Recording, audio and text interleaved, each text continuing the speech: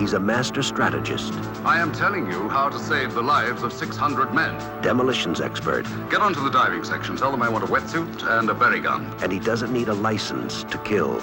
Except for a slight squelch when entering the flesh, they do not make any noise.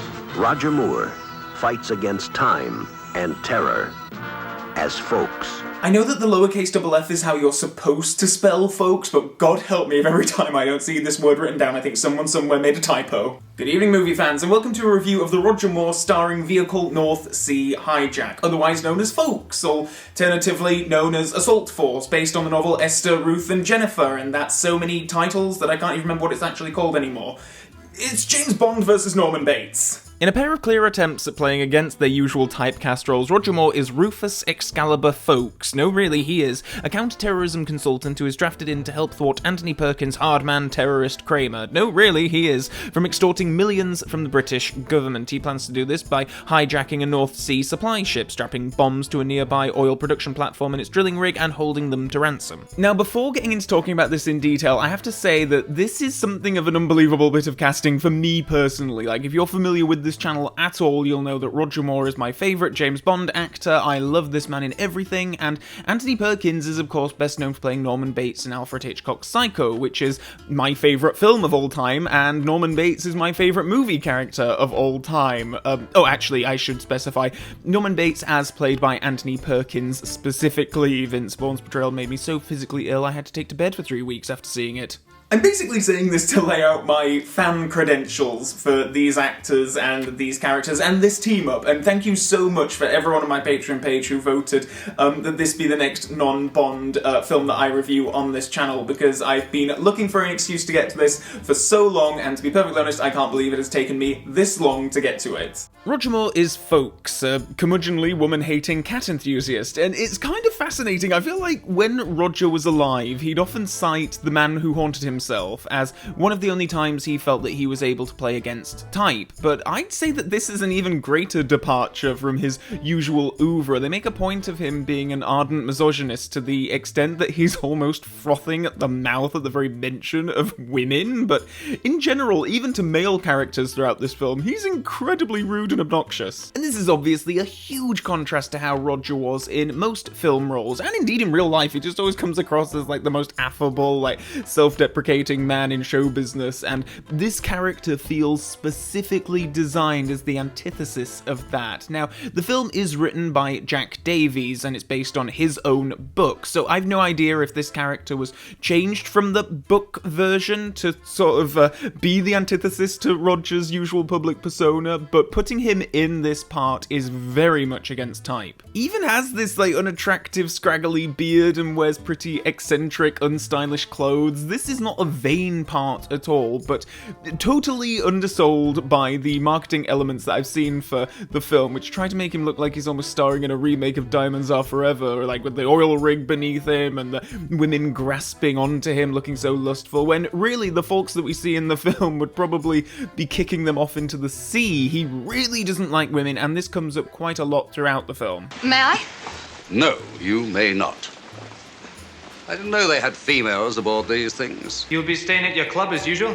The committee voted to admit females on the premises. I resigned. I thought you knew the answer to everything, Mr. Folks. How typical of a woman to make a remark like that at a time like this. Do you have to smoke? Yes. He also really, really loves cats. He has about 2,000 of them and spends his train journeys oh my god, what the heck? That is horrifying. The plot is very much like potboiler kind of stuff. You've seen this a million times before, and this does not do anything particularly unique or surprising, except with the lead character, who is just so eccentric and colourful compared to everyone else in this. And this is an accomplished supporting cast, do not get me wrong, but they're very much playing stock characters for the most part, bringing what they usually do to proceedings. So Folks really stands out, and your eyes are very much on Roger whenever he's in a scene. There is just this kind of energy to his performance performance that is very understated but hypnotic. I don't know, I really enjoyed him as this curmudgeonly, kind of awful character. Much more so than Anthony Perkins' Kramer, who I was quite disappointed with, and similar to Roger, this is Perkins doing something very different to the types of roles that he was, well, typecast in, but I just don't ever buy him as a tough guy, and it feels like this role was written for a Telly Savalas kind of actor, but they ended up with Perkins, so some of the intended hard man kind of lines just really didn't work for me. I am the temporary captain of this tub, and you're going to be taking your orders from me for the time being. And the quicker you get it straight, the shorter that time is going to be.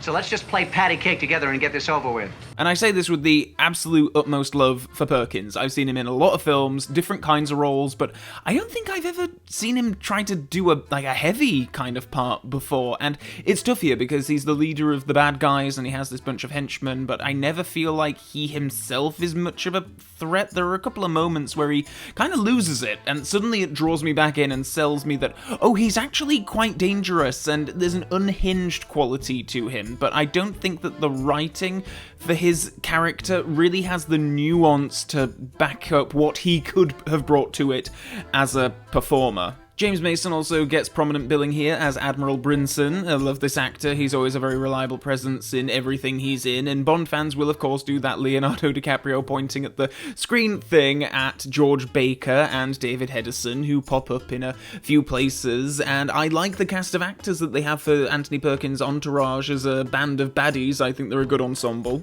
It's just a shame that the plot is kind of meandering, and I feel like describing this film as an action-adventure film is a bit misleading. As I say, I was kind of surprised at how much of the procedural stuff actually takes up the bulk of this running time. We see the hijacking occur early on in the film, and much of the rest of it is a lot of people kind of talking about what they're gonna do. The Prime Minister gets involved, there's insurance involved, there's bureaucracy, and we obviously get cutaways to the crew of the hijacked ship trying to thwart Perkins and his band at a few points, but the action never really kicks off to the extent that you'd want. This isn't like a Bond film or The Wild Geese, which Roger Moore was in a couple of years prior to this. I mean, sure, there's a climax, but it's kind of over before it even gets started, and it's hard to take Roger seriously in this wetsuit, and I love how even the character calls out how stupid it is that he's given this to wear for his covert infiltration. A wetsuit in Vermilion, just what one needs at night. As an action film, it doesn't really have the spectacle that you'd want from such a thing. As a thriller, it never feels incredibly riveting, and as an anti-terrorism procedural, which I think it most closely resembles, it never feels like factual or docudrama enough to work in that capacity either. I keep thinking about the Tom Hanks film Captain Phillips while I was watching this, as a film that involves, a hijacking of a ship, and I know that it's really unfair to compare these films, but I just kept thinking like, oh, this could have been a precursor to that film if it just had someone in charge who was interested in like building the tension more, or really finding the drama and the nitty-gritty of the procedural stuff. But it feels like a bit like it was kind of directed on autopilot. This is the same director who did The Wild Geese, so he can obviously do huge action stuff. That's really not here though, so ultimately it all just ends up feeling a little lacking in enthusiasm. I don't know, it feels like it was a movie made to just fill a slot or use up some spare cash rather than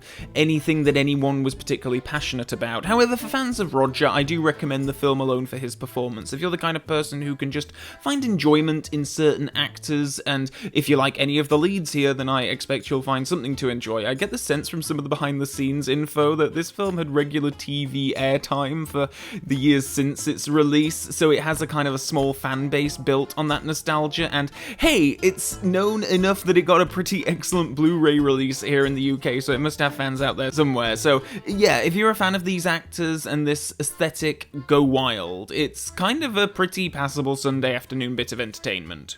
That may sound a little bit like, oh, praise indeed, Calvin, but films aren't always the very best in the world or the very worst in the world. Sometimes a film can just be a nice thing to have on a Sunday afternoon when you're digesting your roast on the sofa and you've got nothing else to do for the rest of the day, and this is, I think, definitely one of those kinds of films. Thanks very much for watching, and if you want a role in deciding which non-Bond movies I review on this channel next, then please do head over to my Patreon page for details on how to do so. And also below you can find links to my other social media pages, including my Facebook page, my Twitter page, and my Instagram page. And as well as those links, there is of course the subscribe button, and if you want to stay super up to date on future videos that I upload on this channel, then please do consider clicking the Mrs. Bell notification button below. And with all that being said, and until next time, Roger Moore fans, so long for now.